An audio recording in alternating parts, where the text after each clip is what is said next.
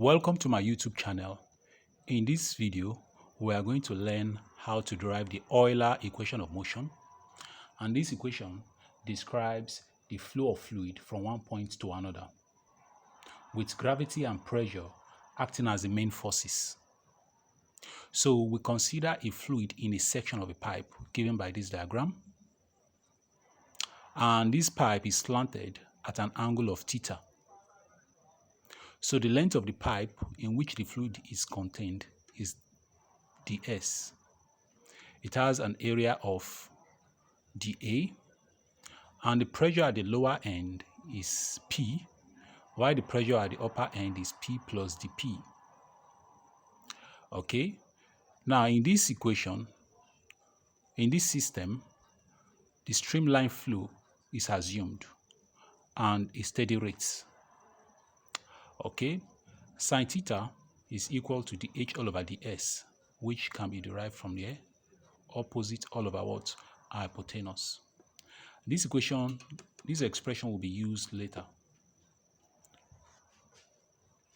So we'll recall that the force is equal to pressure times area. That is force needed to push the fluid upward. So we can say that for the lower section, we have P dA. For the upper section, we have P plus dP multiplied by dA. The mass of the fluid is equal to mass equal to volume times density, and which is equal to, this volume can be re-expressed as the area times the length multiplied by the density. Now the force is needed is the pressure difference between this and this that is needed to push the fluid upward. Now, by the time we subtract, we say the force at the bottom, lower end, minus the pressure or the force at the upper end. Recall that this part is the gravity part. So we have to subtract this part from the entire equation, which is also a force, is equal to mass times acceleration.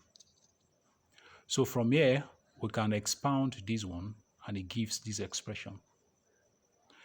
Then this particular one, we cancel this one out, and you are left with this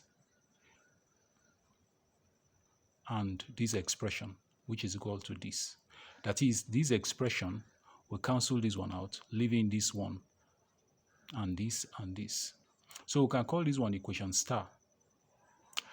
Our acceleration is also given as dv dt, and if v is a function of s and t, we can say that dv dt equal to dv ds, partial derivative of v with respect to ds, and this is plus dv dt dt. Now, because the system we are studying is at steady rates, and dv dt equal to 0, so this part will disappear, and we are left with dv dt, which is equal to acceleration, is equal to dv ds dot ds dt. So at the end of the day, we have dv dt equal to this expression. Putting this into our equation star, we have this expression minus this expression equal to this expression. So we can take care of our dA out, because dA is common in all the expressions. So we are left with dP minus dP, this expression equal to this expression. So if we divide both sides by ds and rho, we'll have ds coming at the bottom and rho.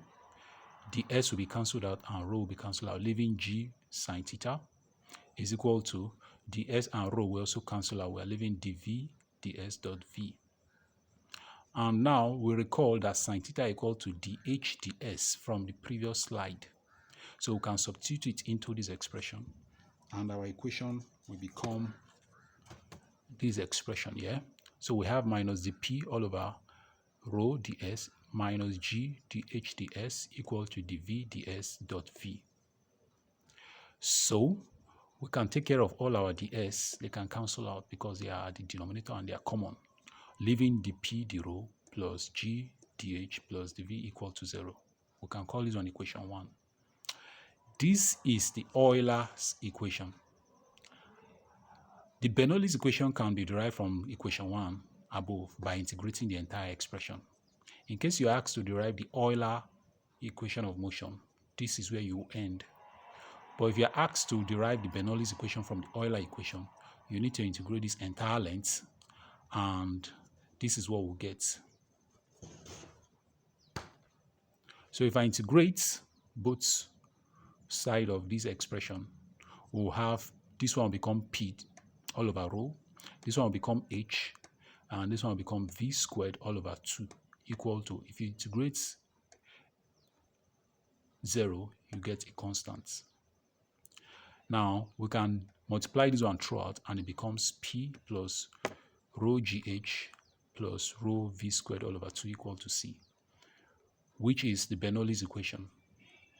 So with this equation, it means that this particular expression is a constant, and that at point P1, you can have P1 rho GH1 rho V1 squared equal to, at point P2, it means they are constant. You now have P2 plus rho GH2 plus rho V2 squared all over 2. I hope this video helps. Please like, share, and subscribe to my YouTube channel. Thank you.